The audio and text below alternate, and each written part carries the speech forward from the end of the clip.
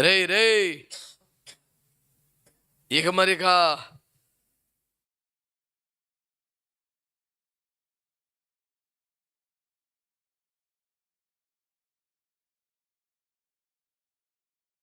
మీద 13వ వచనం అండి.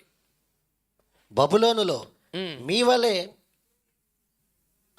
వలె నేర్పరచబడిన ఆమెయు నా కుమారుడైన మార్కును మీకు వందనములు చెప్పుచున్నారు. దేవుడి వాక్యము ద్వారా మనతో మాట్లాడునుగాక. ఇది బహు చిన్ని సందేశం, చాలా చిన్న సందేశం, ఒక చిన్న వివరణ కోసం తప్ప పెద్ద ఉపదేశం ఏం కాదు. మరి మనకున్నటువంటి ఈ పని ఒత్తిడికి, ఉరుకురు పలుకులకి, ఈ ఒక్క దినమనే చేయవలసిన 6 కార్యక్రమాలకి ఈ చిన్న ఉపదేశం సమయోచితమైన కృపగా భావిస్తూ ఆనందంగా మీకు అప్పగించే ప్రయత్నం చేస్తున్నాను. స్వీకర్తలందరికీ వందనములు. హల్లెలూయా. ప్రియులారా, ఇక్కడ రాసేది ఏంటంటే పేతురయ్య గారు ఏమన్నారు? బబులోనులో ఉన్న ఆమెయు సహోదరుడు నా కుమారుడైన మార్కును మీకు వందనములు చెప్పుచున్నారు అన్నారు. చెప్పండి చెప్పండి చెప్పండి, ఏమన్నారు? బబులోనులో ఉన్న ఆమెయు మీ వలనే ఏర్పరచబడిన ఆమెయు, అలాగే నా ఆత్మీయ కుమారుడైనటువంటి మార్కును మీకు వందనములు చెలుపుచున్నారు అనేసరికి ఎవరికైనా ఏమనిపిస్తుంది?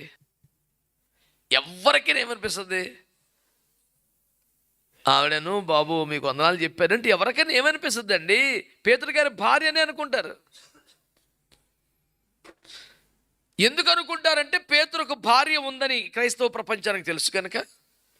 పౌలు గారు తన కొరింథీ పత్రికలో మాట్లాడుతూ కేఫా వలె భార్యను వెంట పెట్టుకొని కోటలకు వచ్చే అధికారం మాకు లేదా అని ప్రశ్నించాడు. కాబట్టి గారి సేవలో పేతురు గారి భార్యమని అనే రికార్డు బైబిల్లో ఉంది కనుక సేవలో కొన్ని సందర్భములలో పేతురు గారు తన భార్యతో కూడా వచ్చారు అనే ఎవిడెన్స్లు ఉన్నాయి కనుక పేతురు గారు సంఘానికి లేఖ రాస్తూ మీ వలనే ఏర్పరచబడిన బబులోనులో ఉన్న ఆమెయు నా కుమారుడైన మార్కును మీకు వందనములు తెలుపుచున్నారంటే ఖచ్చితంగా ఆవిడే అనే భావన ఏర్పడుతుందా లేదా?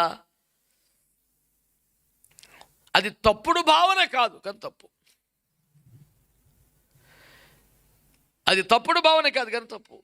ఎందుకంటే అదొక అద్భుతమైన భాషా శైలి అంతే, అదొక రచన చమత్కారం అంతే. అది ఎట్టి పరిస్థితుల్లో కూడా పేతురు గారు తన భార్యను ఉద్దేశించి ఆమెను మనస్సులో పెట్టుకొని ఆమె కొరకై వ్రాసిన మాట కాదు. బైబిల్లో ఇతర తర్జుమాలను, ప్రఖ్యాతిగాంచిన వ్యాఖ్యాన గ్రంథములను పరిశీలించి చూసినప్పటికీ కూడా ఏ ఒక్క దాంట్లో కూడా అట్టి భావన ఏర్పడే అవకాశము లేదని తెలియపరచబడింది. 1-10 సార్లు క్రాస్ చెక్ చేసుకొని ఏమై ఉండొచ్చు మీరు ఎందుకంటే కాదంటారు, పద్యానికి ఆత్మీయ భావాలు లాగటమే అనేవాళ్ళు ఎవరైనా ఉంటారు కదా. వారి కొరకు పరిశోధించి పరిశీలించిన ఎక్కడ ఒక్క చోట కూడా ఇలాగ అయ్యి ఉండవచ్చును అనే భావన కూడా లేదని నేను మీకు మనవి చేస్తూ ఉన్నాను. దానికి ప్రామాణికంగా థియోలాజియన్స్ అందరూ చెప్తున్న మొదటి మాట మీ వలనే ఏర్పరచబడినది. సంఘం ఏదైతే ఉందో, ఎవరికైతే లేఖ రాస్తున్నారో ఆ సంఘస్థులు అన్నారు మీరు ఎలాగే ఏర్పరచబడ్డారో ఆమె కూడా అలాగే ఏర్పరచబడింది. ఇది నా వ్యక్తిగతం, నా శరీరం, నా ఎముక, నా మాంసం కాదు, మీలాగే ఏర్పరచబడింది అని చెబుతూ ఇది నా స్వంతమైన వ్యవహారం కాదు, నా పర్సనల్ మ్యాటర్ కాదు, ఇది she is not my personal అన్నట్లుగా ఆ భావం వచ్చేలాగా బబులోనులో మీ వలనే ఏర్పరచబడిన ఆమెయు అని మాట్లాడుతున్నారు.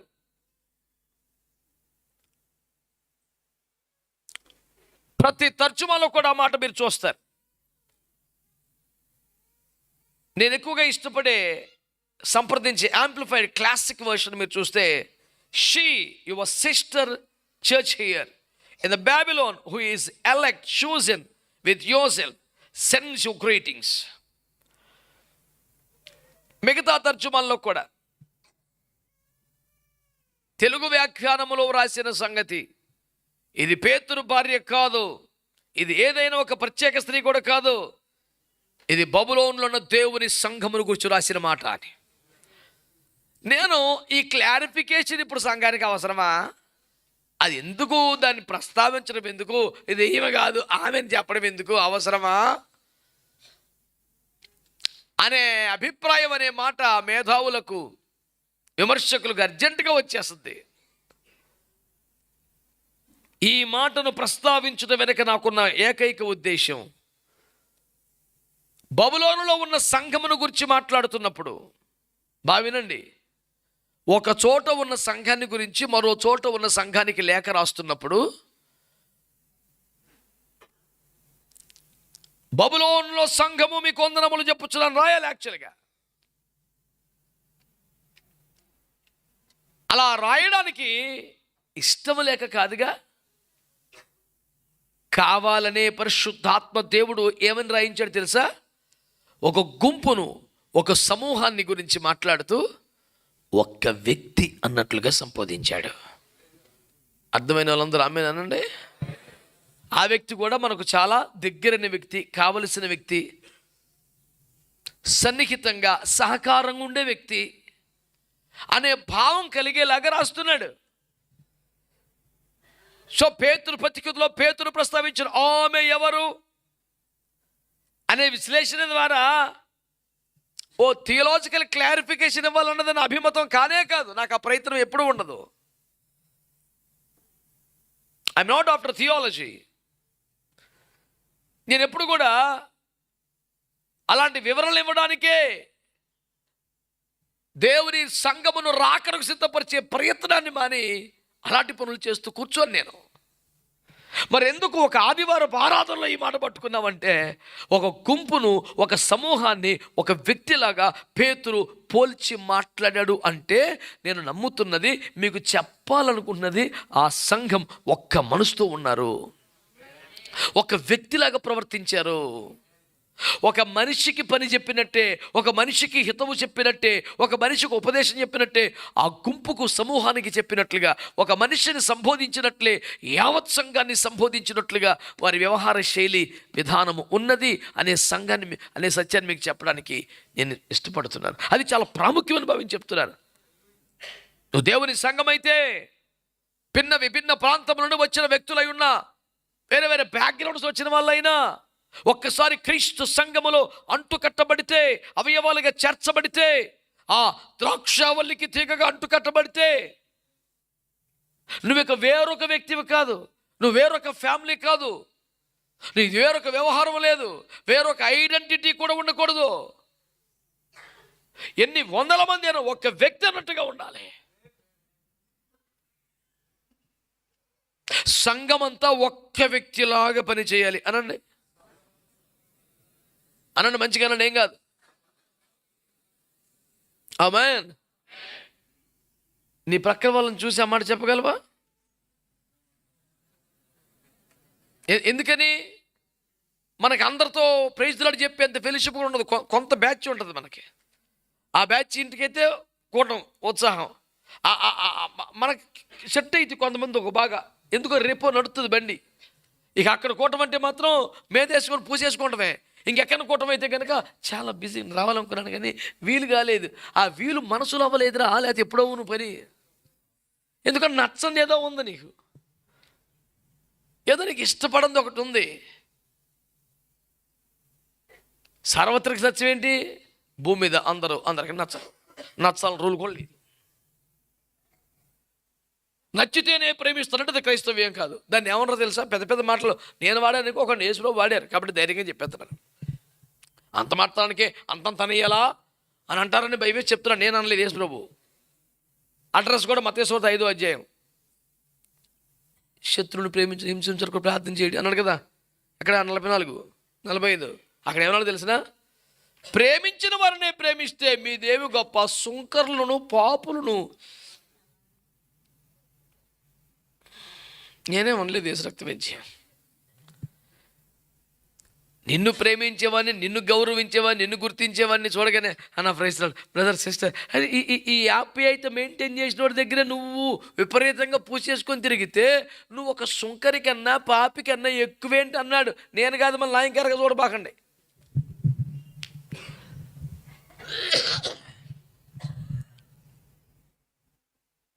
తీసుకోవాలి ఆ మాట నువ్వు ఇప్పుడు.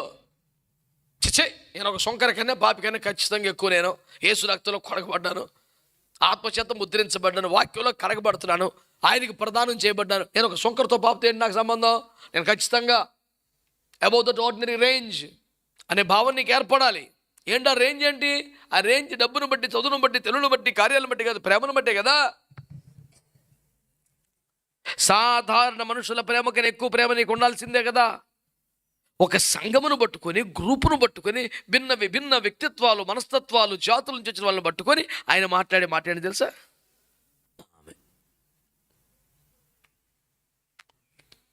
అనవసరం కన్ఫ్యూజన్ క్రియేట్ చేయడానికి ఎందుకంటే అలాంటి మాటలు రాయటం. బబులో ఉన్న సంఘం అన్న తొలిపోను కదా, ఓ రాసేసి మళ్ళీ దీని గొడవ.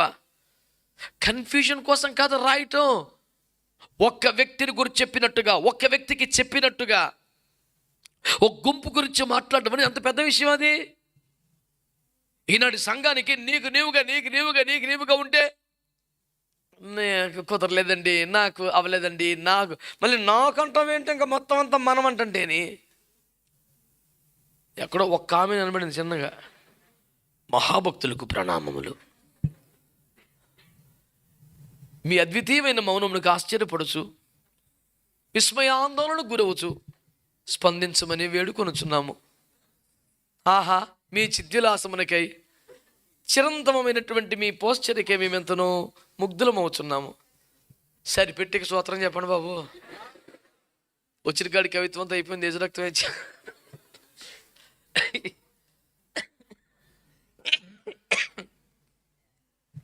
ప్రియులారా, దేవుని బిడ్డలారా, నా భారం, నా దర్శనం ఈరోజు మీకు చెప్పాలనుకుని నేను సిద్ధపడి ప్రార్థనాపూర్వకం మీదకి వచ్చిన సందేశం 100 మంది 1000 మంది ఒక్కలాగా ఉండాలి. ఒక్కడికి చెప్తే 100 మందికి చెప్పినట్టే. ఆమేన్.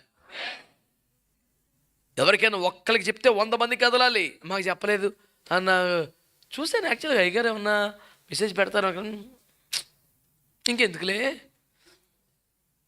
నువ్వు సపరేట్ అనుకోలేదురా. నీకు ఒక SMS పెడతాకి, సంఘంలో చెప్తే సంఘ కార్యక్రమం అనుకోవద్దా నువ్వు? నీకు సపరేట్ పురమాయింపోటు కావాలా? నువ్వు బయటవాడివా?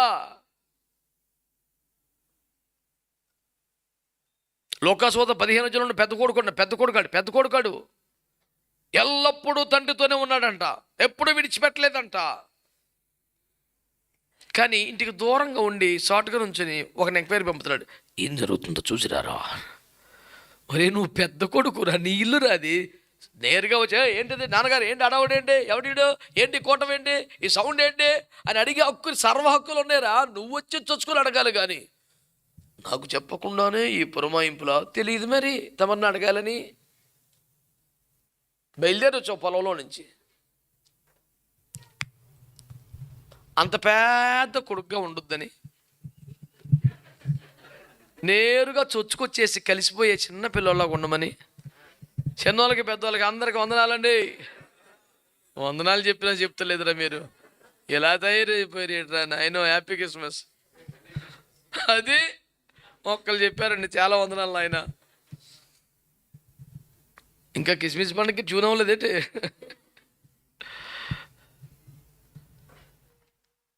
కాబట్టి ప్రభునందు మిక్కి పిల్లలు మనం అట్లా మారిపో. ఇంక ఈ చిన్న చితకని కూల్చిపడండి, గోళ్ళని తోసేడు, అవతలు తీసిపడేయండి, కలిసిపడండి, ఒక శరీరం అవయవం అయిపోండి. ఇప్పుడు ఒక చెట్టుకు నీరు పోసాను, మధ్యలో ఒక కొమ్మ వచ్చే, నాకు పోయలేదు నీళ్ళు, నీ సపరేట్కి నీకు ఆడిపోతాను, చెట్టుకు పోయిలా. మనం అన్ని బ్రాంచీలమే కదండి, కొమ్మలమే కదా, శాఖోపశాఖలమే కదా మనం. యేసయ్యను నాకు సొంతం అని నువ్వు అనుకుంటే యేసయ్యకి సంబంధించిందంతా అంతే కదా. పెద్ద సిద్ధాంతం ఏముందండి? సౌలు సంఘాన్ని హింసిస్తే యేసుప్రభు ఏమన్నారు? నన్ను ఎందుకు హింసిస్తాను, నిన్ను ఎప్పుడు హింసించాలంటే సంఘాన్ని హింసించాడు కాదా అనలేదా? అంటే సంఘానికి నువ్వేం చేసినా డైరెక్ట్గా ఎవరు చేసినట్టు? అది మేలైనా కీడైనా మంచి అయినా చెడ్డ అయినా. సంఘాన్ని కొంచెం అవాయిడ్ చేస్తున్నావా, సంఘాన్ని కొంచెం నిర్లక్ష్యం చేస్తున్నావా, అంటిమట్టు ఉండగా ఎవరితో అంటిమట్టు ఉన్నట్టు నువ్వు? ప్రభుత్వం నా రిలేషన్ చాలా పర్ఫెక్ట్గా ఉంది, కొంచెం సంఘంతోనే అంటే ఓసారి బైబిల్ అని అర్థం చూసుకున్నానా, ఈ అద్దాల్లో ముఖమే కనపడుతుంది, అందులో హృదయం, జీవితం, ఆత్మ, బతుకు మొత్తం కనపడిపోతే ఏసు రక్త వేజ్జేయి మాట్లాడతలేదు పొద్దు. హల్లెలూయా. అర్థం చూసుకునే ఉద్దేశం లేదా? నీ ముఖం నువ్వు చూసి భయపడిపోతావా? ముఖం కడుక్కొని చూసుకో అంటే అర్థం ఏంటి? శుద్ధీకరణ ప్రార్థన చేసుకొని చూసుకో. ఎందుకు వచ్చింది? నేను చిన్న సరళమైన భాషలు చెప్తున్నాను, అనవసరం మెయింటెనెన్స్లో వద్దు సార్. ఫ్యామిలీగా ఉందాం, అన్నదమ్ముల్లాగా ఉందాం, ఒక తండ్రి బిడ్డలాగా ఉందాం. ఎముకనంటే నా మాంసం అంటే సహోదరులు, కొత్త పాత చిన్న పెద్ద ఉండవు. ఇంకా గట్టిగా మాడితే కొత్తగా వచ్చినోడు ఇంకెక్కువ ఇంపార్టెంట్. ఎందుకని?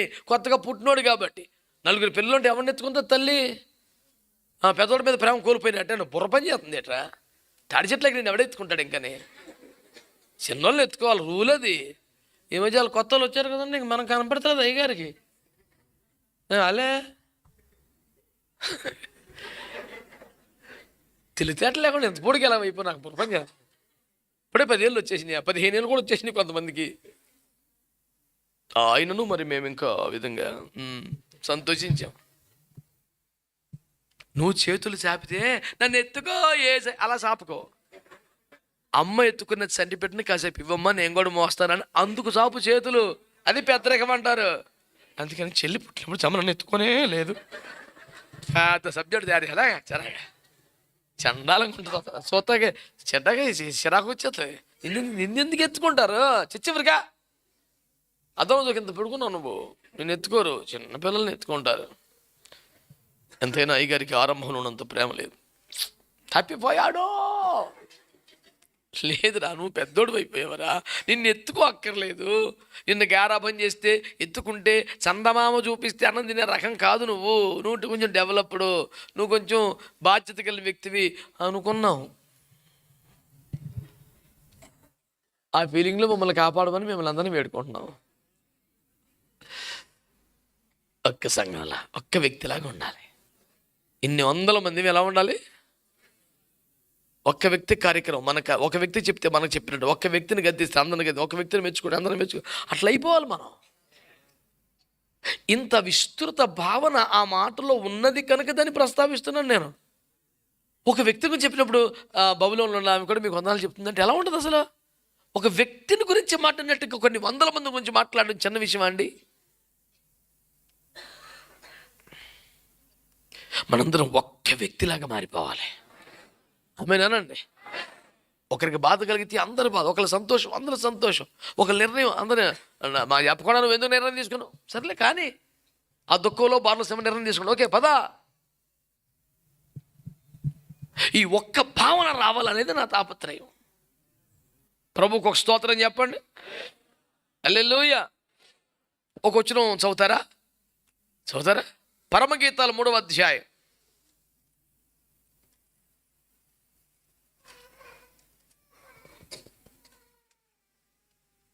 పరమగీతాలు 3:6. ధూమ స్తంభముల వలె అరణ్య మార్గముగా వచ్చు ఇది ఏమి? గోపరసముతోను సాంబ్రాణితోను వర్తకములమ్ము వివిధమైన సుగంధ చూర్ణములతోను పరిమళించు వచ్చు ఇది ఏమి? ఇదిగో దాన్ని చదువునానా. ఇదిగో సొలొమోను పల్లకి వచ్చుచున్నది, 60 మంది శూరులు దానికి పరివారం. చాలు అంత దూరం వెళ్ళక్కర్లేదు. ధూమ స్తంభముల వలె అరణ్య మార్గముగా వచ్చు ఇది ఏమి? ఆమేన్ అనండి. ఆమేనని. హల్లెలూయా. ఇంతకీ ఈ కంపారిజన్ ఎవరో మనకు తెలుసు కదా. మెట్టల శిఖరముల మీద నుండి ఒక ఏరియల్ వ్యూ చూస్తున్నారనుకో, మైదానంలో కూడా వస్తున్నారు. ఎవరు? విమోచించబడిన ఇశ్రాయేల్. ఎంతమంది? కనీసం 30-40 లక్షల జనం. ఎన్ని విభాగాలు? 12 గోత్రాలు. విన్నారా? వీళ్ళందరూ కూడా నడుచుకుంటూ వస్తుంటే వేరే ఒక ఎత్తైన చోట నుండి అలా చూస్తే, ఒక ఫోటో తీస్తే అది ఎలా కనపడిందంట? ఒక ధూమ స్తంభముల వలె. ఒక చిక్కటి దట్టమైన పొగ అట్లాగా లేస్తే, ఇది ఏమి ఏకవచనం వాడుతూ వీరెవరు అనాలి కదా, వీరంతా ఎవరు అనాలి కదా, ఈ సమూహం ఏమిటి అనాలి కదా. ఉద్దేశపూర్వకంగానే బైబిల్లో రాసిన మాట అది. సుమారు 30-40 లక్షల మంది ప్రజలు అడవిలో పడి నడుచుకుంటూ వస్తూ ఉంటారని చూసి ఒక్క స్తంభంలాగా ఉన్నారు. ఒక ఫ్యాక్టరీ నుంచి ఆ మంటల్లోంచి ఒక గొట్టంలోంచి అలాగా పొగలేస్తే ఓ దట్టమైనటువంటి ధూమస్తంభం అలా ఉన్నారంట. 30-40 లక్షల మంది జనం అండి అడవిలో కదులుతుంటే పైనుంచి చూస్తే ఒక ధూమము దట్టంగా కనబడుతోంది. ఈ బైబిల్లో ధూమం అంటే ప్రార్థన తెలుసు, కొత్తగా నేను చెప్పక్కర్లేదు. అంటే సంఘం అందరూ ఏకాత్మ కలిగి ప్రార్థన చేస్తున్నారు. ఒక ప్రార్థనాత్మ కలిగిన సంఘం, ప్రార్థనతో కదులుతున్న సంఘం, ప్రార్థించుచు కదులుతున్న ఒక సంఘం. వారిలో వీరు రూబేనీయులు, వీరు గాదీయులు, వీరు పెద్దోళ్ళు ఏం ఒక పొగ కనపడుతుంది అంతే, అంతా కలిసి ఒకటే. అంటే సంఘం అంతా ఎన్ని లక్షల మంది అయినా ఒక్కటిగానే ఉండాలి, ఒకే ఆకారంలో కనపడాలి అనే ఒక భావన కొత్త నిబంధనలో ఏర్పరచబడిన నూతన విషయం కాదు, పాత నిబంధన నుంచే ఉన్నది కదా. అది 6వ అధ్యాయం 10వ వాక్యం కూడా చూడండి పరమగీతాల్లో. సంధ్యారాగము చూపట్టుచు చంద్రబింబం అంత అందము గలదై, సూర్యుని అంత స్వచ్ఛమును కళలను గలదై, వ్యూహిత సైన్య సమభీకర రూపిణియు నగు ఈమె ఎవరు? సంఘానికే కదా పోల్చాడు చెప్పాడు. హలో కదా, మరి సంఘం అంటే ఒక వ్యక్తి కాదుగా.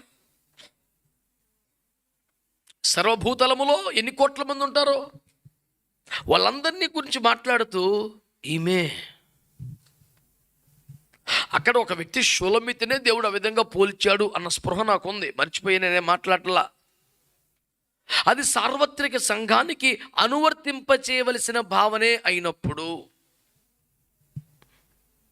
చూడరాడు మీరేంటి కూటమి పెట్టారు మళ్ళీ. సార్వత్రిక సంఘం యొక్క ఈ భావన పరిమళించుచు వచ్చే ఈమె ఎవరు? వ్యూహిత సైన్య సమభీకర రూపిణిగా ఉన్న ఈమె ఎవరు?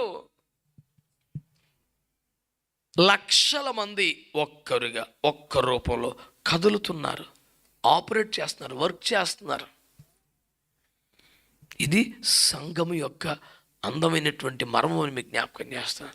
వేరు వేరు వ్యక్తులు, వేరు వేరు ప్రాంతాలు, వేరు వేరు జాతులు, వేరు వేరు పరిస్థితులు, విభిన్న విశ్వాసాల నుంచి వచ్చిన వాళ్ళంతా ఒక్క శరీరంలాగా కదలటం, ఒక్క వ్యవహారంగా పనిచేయటం, అది సంఘం అంటే. విభిన్నమైనటువంటి ఆ ఎక్స్పోజర్ ఉండకూడదు, ఒక్కటే. అలాగే ఇంకొక అందమైన మాట, సంఖ్యాకాండం 23వ అధ్యాయం.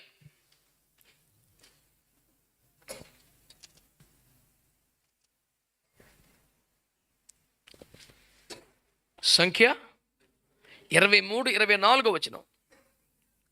ఇదిగో ఆ జనము ఆడు సింహము వలె లేచును. ఆ జనము ఆడు సింహం వలె అనండి. వాళ్ళు ఎవరు? మెట్టల శిఖరముల మీద నన్ను చూస్తున్నాడు. ఐగుప్తును వదిలి వాగ్దాశానికి వస్తున్నటువంటి సుమారు 30-40 లక్షల జనం వాళ్ళందరం చూస్తుంటే తన వేట కొరకు ఆహారం కొట్ట ఎగురుది చూడు ఆడు సింహం, అట్ట కనపడుతున్నారు 30-40 లక్షల మంది. ఈ వాక్యాలను ఎందుకు రాశారు బైబిల్లో? ఇది ఒక వ్యక్తికి సంబంధించింది కాదుగా. ఇదిగో ఆ జనమును కనుగొనుచున్నాను, మెట్టల శిఖరముల మీద ఉన్న వారిని చూచుచున్నాను, వారు నా కంటికి ఎలా కనపడతానంటే ఆడు సింహం వలె. ఒక్క వ్యక్తిలాగా.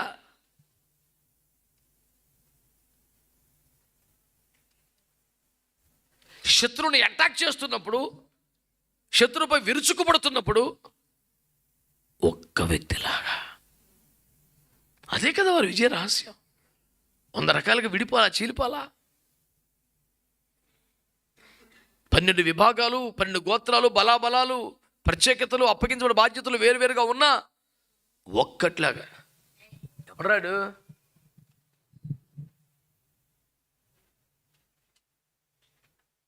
నా చేయగానే తగిలిందనుకో మళ్ళీ భూమి మీద ఎవడు పారం చేసిన తగ్గదు.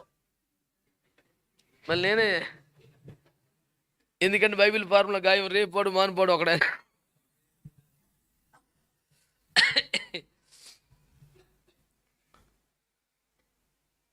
వీళ్ళు భూమికి జనం ఇప్పటికీ కొడకొడలాడితే పెద్ద అయితే అంటే ఇంత సొది పెట్టేస్తారు వీళ్ళు అసలు.